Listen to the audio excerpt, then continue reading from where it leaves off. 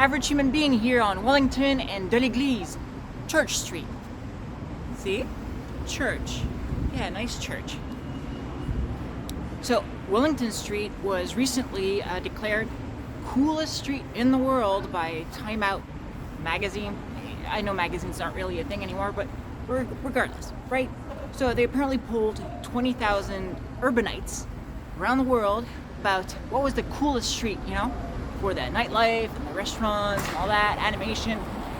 And apparently Wellington won top street in the world. And I was like, oh, Wellington's pretty cool. I don't know about top street in the world though, but let's go check it out. Especially, this was in August, right? In August, the streets are still closed down.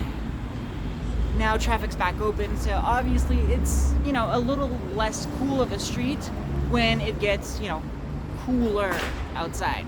But still, there's still some stuff going on. We're gonna get into that Christmassy mood here, so we got the lights on the trees and stuff like that.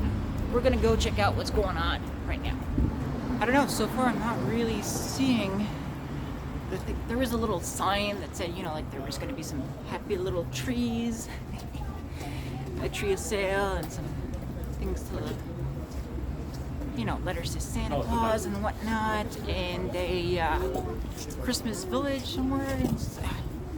So obviously Wellington has a nice little hipster vibe to it, like Irish pub, pretty old-timey library, got the old-timey corner street signs, some fancy little clothing stores and stuff like that. But real quick like that, most cities have this. And just off the top of my mind right now, I'm thinking of like the Glebe in Ottawa or White Street in Edmonton. And, it's, you can name plenty of them, I'm sure. But to me, it's really long been a geek nexus, really, because you got the Gamekeeper over here and Face-to-Face Games, which is the biggest trading card game store in Canada. Right next to each other on this game. They're both trading card games, namely Magic the Gathering, which, big geek here, big fan. So this has kind of been the go-to spot for a long time now. Wellington does, however, have a beach, which pretty literally makes it cool.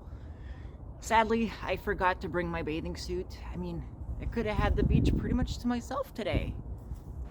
So I finally made it to the Christmas village that the sign promised me. Quite the disappointment. It is that. Just a nice little display from one of the shops nearby. It's kind of cute though. Zooming in here.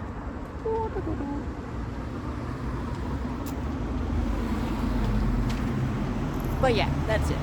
That's all it is.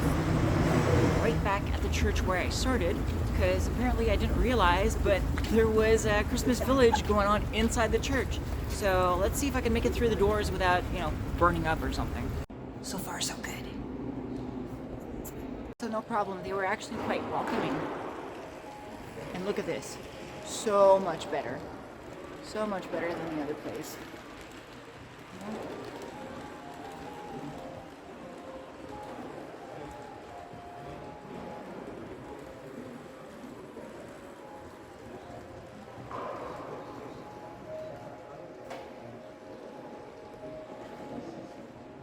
Okay, I don't know if it makes it the coolest place, but it's still a pretty cool place.